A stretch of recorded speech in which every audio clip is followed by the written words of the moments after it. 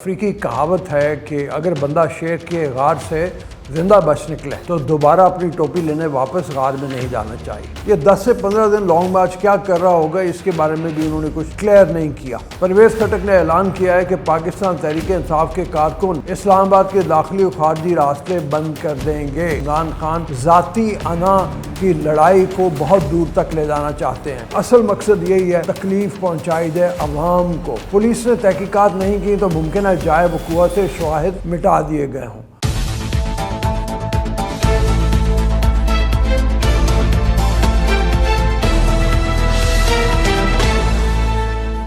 बिस्मिल्लाहिर्रहमानिर्रहीम, अस्सलाम वालेकुम। आप देख रहे हैं बागी टीवी और मैं हूं अब्दुल रऊफ। कहते हैं एक अफ्रीकी कहावत है कि अगर बंदा शेर के गार से ज़िंदा बच निकले तो दोबारा अपनी टोपी लेने वापस गार में नहीं जाना चाहिए। आजकल ये कहावत इमरान खान पर मुकम्मल तौर पर फिट बैठती है। इमरान खान पर होने वाले हमला यूँ तो मशकूक हो चुका है, मगर बिल आखिर इमरान खान को इस हमले के बाद अपने फ्लॉप हकीकी आज़ादी मार्च से निजात मिल गई थी और फेस सेविंग के लिए इन पर हुआ हमला और इसके बाद के मामला ज़ेर बहस आना शुरू हो गया था। मगर इमरान खान ने एक दफ़ा फिर अपने ज़िद्दीपन और अना की तस्कीन को बेहतर जाना और दोबारा मार्च शुरू करने का ऐलान कर दिया। शौकत खानम अस्पताल में प्रेस कॉन्फ्रेंस करते हुए इमरान खान ने वज़ीराबाद में ख़ुद पर होने वाले कातलाना हमले की साफ़ और शफाफ तहकीकात का मुतालबा करते हुए कहा कि पंजाब में हमारी हुकूमत है, लेकिन इतने दिन हो गए FIR दर्ज नहीं करवा पा रहे। मैं मुल्क का साबिक वज़ीर आज़म मगर एक FIR दर्ज नहीं करवा पा रहा कि लॉन्ग मार्च जहाँ रुका था वहीं से दोबारा शुरू होगा। मार्च के शुरुका से हर रोज़ खिताब करूँगा। जब मार्च 10 से 15 रोज़ में रावलपिंडी पहुँचेगा तो खुद आऊँगा। ये 10 से 15 दिन लॉन्ग मार्च क्या कर रहा होगा, इसके बारे में भी उन्होंने कुछ क्लियर नहीं किया। पता नहीं रुक के जा के वो जो 200-400 लोग साथ होंगे उनको साथ मिला के पूरे GT रोड पे ट्रैफिक को उल्टा सीधा करके अवाम को मुश्किलात का से दो चार करके हासिल क्या करना है, ये भी जवाब मेरे ख्याल में इमरान खान से लेना चाहिए ज़रूर। लॉन्ग मार्च को लीड भी वो करना चाह रहे हैं। इमरान खान का कहना था मेरे खिलाफ मुनज़्ज़म मुहिम चलाई गई, सब कुछ स्क्रिप्ट के तहत किया गया, बंदूक चलाने वाले का इंटरव्यू लीक किया गया, पुलिस कहती है इन पर पीछे से दबाव था। दूसरी जानिब साबिक वफाकी वज़ीर और सीनियर रहनुमा तहरीक इंसाफ परवेज़ खटक ने वाज़ेह तौर पर इस बार लॉन्ग मार्च को इंतशार से जोड़ने का इंदिया भी दे दिया और कारकुनान को अहकामात भी जारी कर दिए हैं। परवेज़ खटक ने ऐलान किया है कि पाकिस्तान तहरीक इंसाफ के कारकुन आज रात से इस्लामाबाद के दाखिली और खारजी रास्ते बंद कर देंगे। परवेज़ खटक का कहना था कि मंगल से खैबर पख्तूनख्वा के तमाम अजला में लॉन्ग मार्च शुरू होगा। तमाम अरकान असम्बली और बल्दियाती नुमाइंदों को पार्टी क़यादत ने लॉन्ग मार्च की हिदायत दी है। इनका कहना था कि खैबर पख्तूनख्वा को 4 रीजन में तकसीम किया गया है। जनूबी अजला में DI खान तक लॉन्ग मार्च की क़यादत अली अमीन गंडापुर करेंगे। मालाकंड डिवीज़न में मुराद सईद और हज़ारा में लॉन्ग मार्च की क़यादत असद कैसर और शाह फरमान समेत मैं खुद करूँगा। उन्होंने कहा कि इमरान खान हर रोज़ शाम 4:30 बजे वीडियो लिंक से चारों सूबों में कारकुनान से खिताब करेंगे। अब खैबर पख्तूनख्वा में जो कुछ करने जा रहे हैं वो अगर इस्लामाबाद के दाखिली और खारजी रास्ते बंद करते हैं तो ये भी अवाम और नास के लिए एक तकलीफ़ से उनको दो चार करने वाली बात है। लगता यूँ है कि जैसे पिछले तजर्बे में जब लॉन्ग मार्च नाकाम हो गया था उसके बाद उनकी समझ में ये आया कि लॉन्ग मार्च तो हम कामयाब नहीं कर सकते, लेकिन लोगों को मुश्किलात से दो चार करके शायद हम वफाकी हुकूमत के ऊपर प्रेशर डाल सकें, इसीलिए हम तमाम रास्ते बंद कर देंगे, उनका कहना था। अब रास्ते बंद करने के लिए 200-400 लोग भी काफ़ी होते हैं, 10-12 गाड़ियाँ भी काफ़ी होती हैं। तो असल मकसद यही है कि तकलीफ़ पहुँचाई जाए अवाम को।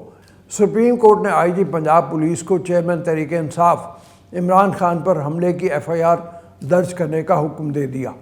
इमरान खान के ख़िलाफ़ तौहीन अदालत केस की समाअत के दौरान चेयरमैन तहरीक इंसाफ के वकील ने अदालत को बताया कि इमरान खान पर हमले का मुकदमा ताहाल दर्ज नहीं हो सका है। सुप्रीम कोर्ट ने IG पंजाब और एडवोकेट जनरल पंजाब को तलब किया, जबकि इमरान खान के वकील सलमान अकरम राजा भी अदालत में पेश हुए।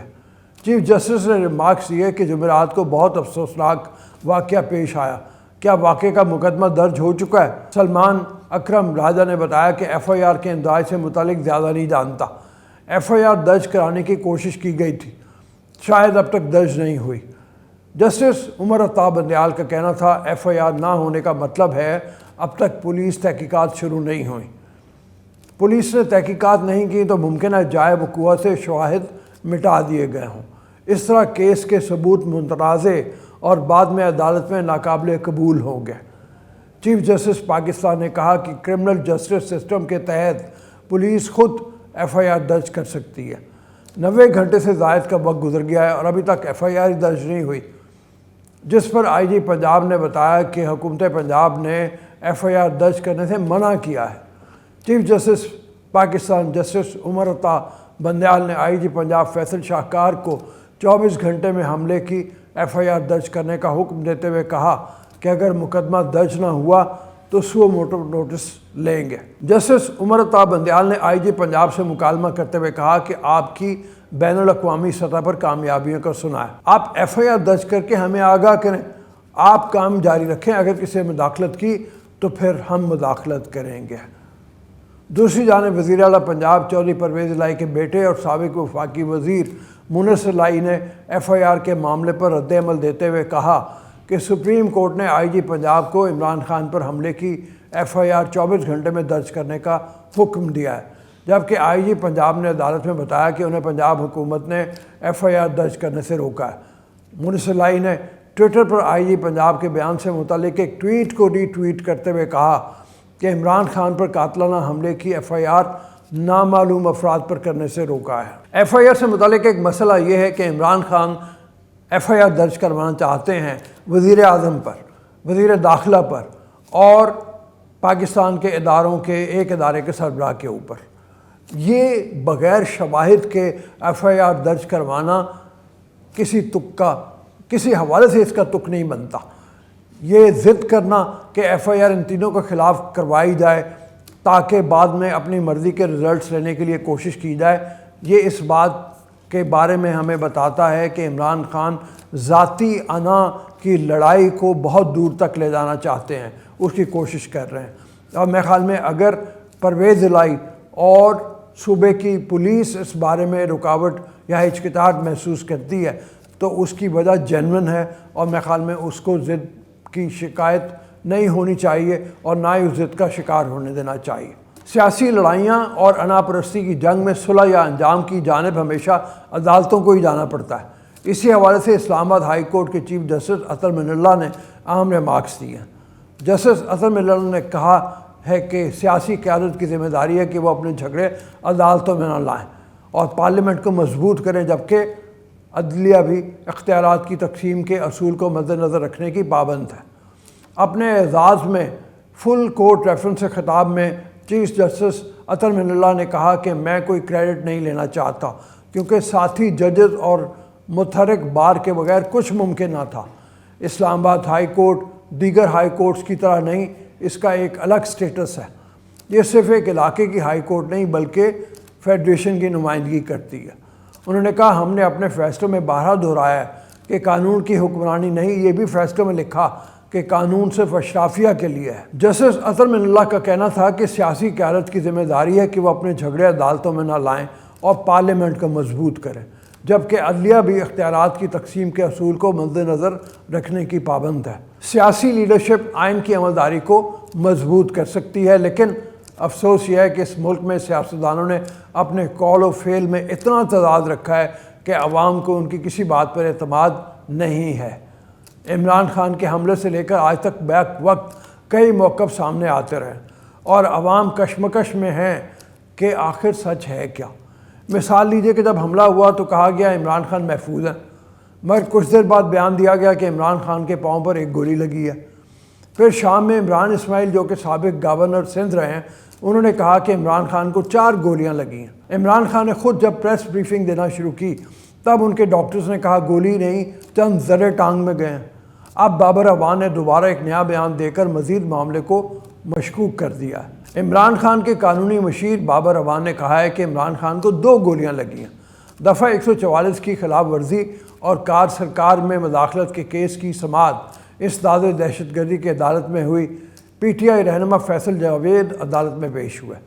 عدالت نے فیصل سے پوچھا کہ طبیعت کیسی ہے، اب زخم کیسے آیا، جس پر انہوں نے بتایا کہ بخار ہے لیکن پہلے سے بہتر محسوس کر رہا ہوں، گولی چھو کر گزری جس کے باعث زخم ہوا ہے۔ عمران خان کے وکیل بابر اعوان نے عدالت میں کہا کہ پی ٹی آئی رہنماؤں پر الزامات لگائے گئے کہ سڑک بند کی، حکومت کے خلاف نعرے لگائے، مقدمے میں الزام لگایا گیا کہ سرکاری املاک کو نقصان پہنچایا گیا، مقدمے میں ڈنڈوں اور نعروں سے خوف پھیلانے کا الزام بھی لگایا گیا۔